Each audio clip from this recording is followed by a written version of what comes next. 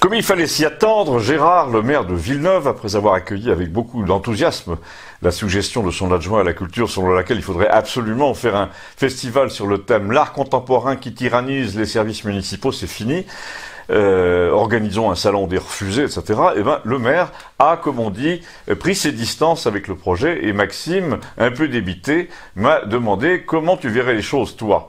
Je voudrais lui faire comprendre que les temps sont mûrs pour une contre-attaque à l'occasion des municipales sur le thème « Vous vous êtes gavé avec l'argent public pour caser votre nièce plasticienne, vous avez multiplié les interventions d'art contemporain dans les églises, dans les abbayes pendant des années, vous avez monté des opérations financières autour de jeunes artistes tous plus nuls les uns que les autres, à seule fin de faire monter leur cote pour valoriser des œuvres qui sont ensuite entrées dans des fonds régionaux d'art contemporain.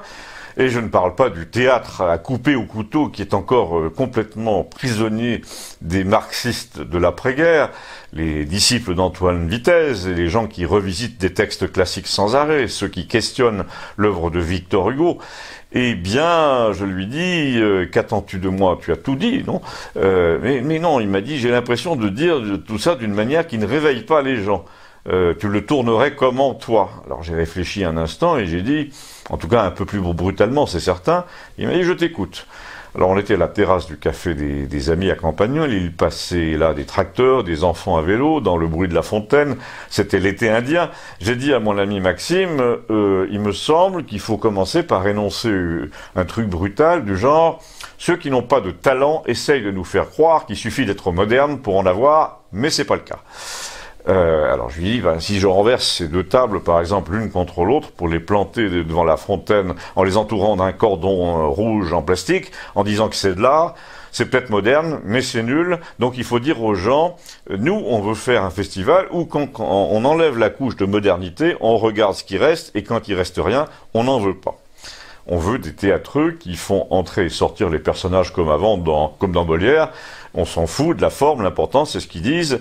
On veut des peintres qui n'exposent pas l'arrière de leur toile avec une explication en bas sur leur démarche. On veut des gens qui savent ce que c'est qu'une émotion. On veut de l'art à prix coûtant.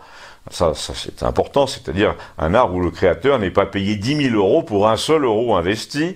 On veut que l'art soit une façon de faire, une façon d'être, une façon de voir, et pas une façon de se faire du pognon en quantité scandaleuse en prenant les impôts des gens qui ont du mal à gagner l'argent. Et c'est là, lui dis-je, que tu peux convaincre ton maire. À mon avis, on est là en ce moment à un tournant. C'est que l'art financé par la cité, par la municipalité, est devenu tellement n'importe quoi qu'il est un symptôme de tout le reste. Et que si on prend ce thème pour faire comprendre aux gens pourquoi on s'est foutu d'eux dans la gestion municipale en général pendant 40 ans, tout domaine confondu, eh bien on peut les émouvoir et les mettre un peu en colère. Mais justement, me dit-il, à Villeneuve, ça fait des années qu'on traque les branleurs de l'art contemporain.